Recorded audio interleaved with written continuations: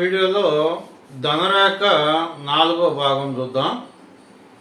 ధనరేఖ మొత్తం 12 రకాలుగా మొదలయ్యి ఫలితాలు ఇస్తుందని చెప్పడం జరిగింది. గత వీడియోలో 1వ భాగం అంటే 1వ ధనరేఖ, 2వ ధనరేఖ, 3వ ధనరేఖ చెప్పాను. ఇప్పుడు 4వ ధనరేఖ చూద్దాం.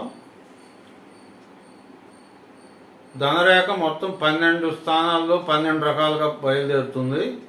చివరికి అది చేరేది ఇక్కడ శని స్థానానికి చేరుతుంది. ఇది శని స్థానం, మధ్య వేలు కింద ఉండేది ఈ శని స్థానం దగ్గర చేరుతుంది. ఎక్కడ మొదలైనా కానీ లేదు, కొన్ని ధనరేఖలు ఏమిటంటే మొదలైన తర్వాత వాళ్ళ అదృష్టాన్ని బట్టి కొంత దూరం ప్రయాణం చేసి ఆగిపోతాయి. అంటే అక్కడ వరకు వాళ్ళకి అదృష్టం ఉంటుంది. ఆ ధనరేఖ పూర్తిగా ఇక్కడ వరకు చేరిందంటే ఆ రేఖ మొదలైన దగ్గర నుంచి ఇక వాళ్ళకి లైఫ్ లాంగ్ అంతా బాగుంటుంది. ఇప్పుడు ఉదాహరణకి ఈ ధనరేఖ 4వ ధనరేఖ చూద్దాం. ఇది చిటికిన వేలు. ఈ చిటికిన వేలు కదా, ఈ చిటికిన వేలు బుధవేలు అంటారు. ఈ చిటికిన వేలు కింద ఉండే స్థానాన్ని బుధ స్థానం అంటారు. ఇక్కడ ఈ చిటికిన వేలు కింద ఎత్తుగా ఉంటుంది కదా, ఎవరి చేతులు అయినా సరే, దాన్ని బుధ స్థానం అంటాం. ఈ బుధ స్థానం దగ్గర నుంచి ఇలా వెళ్తుంది రేఖ.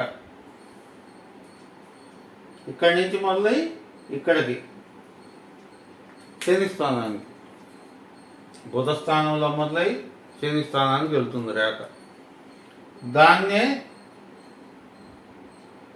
4వ ధనరేఖ అంటే బుధ స్థానం నుంచి మొదలైనటువంటి ఈ యొక్క రేఖ ఈ శని స్థానానికి వెళ్తే దాన్ని కూడా అదృష్ట రేఖ అంటారు. మొత్తం 12 రకాల ధనరేఖల్లో ఇది ఒకటి అన్నమాట. 4వ రకంగా బయలుదేరేటటువంటి ధనరేఖ. ఇది కూడా మంచి రేఖే. ధనరేఖ అనేది చేతిలో ఎక్కడ పుట్టినా మంచిదే. అయితే ఆ పుట్టినటువంటి ప్లేస్ని బట్టి ఫలితాలు ఉంటాయి. ఇప్పుడు ఈ రకంగా రేఖ ఏర్పడితే వీళ్ళకి ఫలితాలు ఏమిటంటే వ్యాపారంలో అభివృద్ధి, వ్యాపార మూలకంగా జయము, తర్వాత మేనమామలు మేనత్తలు వీళ్ళ వలన మంచి జరగటం, లాభం పొందటం, వారి వలన వీరికి మంచి భవిష్యత్తు ఏర్పడడం, వారి సహాయం వలన, తర్వాత స్త్రీ మూలకముగా లాభాలు, తర్వాత కొంతమందికి ఏంటంటే వైద్యము, సాహిత్యము, కవిత్వము ఇట్లాంటి వాటిలో ప్రవేశం కూడా కలుగుతుంది. కొంతమంది జ్యోతిష్ శాస్త్రంలో ప్రవేశం జరగడం, తర్వాత మంచి హాస్య రసం కలిగి ఉంటారు. ఇంకా ఈ భార్య వలన కూడా భాగ్యము, ధనలాభము ఇవన్నీ కూడా కలుగుతాయి. అయితే ఒకటి ఏంటంటే వేరే ఇతర ధనరేఖలు ఏమైనా చేతిలో ఉంటే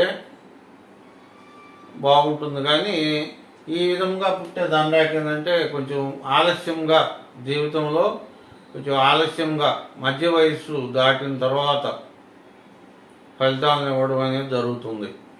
అంటే ఇది పుట్టుకతోటి లేదా యుక్త వయసులో అంతగా ఉపయోగపడే రేఖ కాదు. ఇది మధ్య వయసు దాటిన తర్వాత అదృష్టాన్ని కలగజేస్తుంది. అప్పటికైనా అప్పటి వరకు వేరే రేఖలు ఏదైనా ఈ కింద నుంచి ఈ కింద భాగంలో ఇంకా వేరే ధనరేఖలు ఏమైనా ఉంటే బాగుంటుంది. లేదు అవేమీ లేకుండా ఈ ఒక్క ధనరేఖ మాత్రమే ఉంటే వాళ్ళు మధ్య వయసు తర్వాత అదృష్టాన్ని పొందడం అనేది జరుగుతుందన్నమాట. ఈ చెప్పినటువంటి విధానాల్లో అంటే ఒక వ్యాపారం వలన కానీ, లేదు మేనమామలు మేనత్తలు భార్య తరపు కానీ, స్త్రీ మూలకముగా కానీ, తర్వాత వైద్యము, సాహిత్యము, డ్రాయింగు, జ్యోతిష్యము, హాస్యం ఇట్లాంటి వాటిల్లో ప్రవేశం కలిగి వాటి ద్వారా భాగ్యం కలగడం కానీ ఇట్లాంటి ఫలితాలు కలుగుతాయి. అయినప్పటికీ కూడా ఇది శుభ ఫలితాలను ఇచ్చేటటువంటి ధనరేఖగానే భావించాలి. తర్వాత మరొక నెక్స్ట్ వీడియోలో 5వ ధనరేఖ గురించి చెప్తాను. నమస్తే.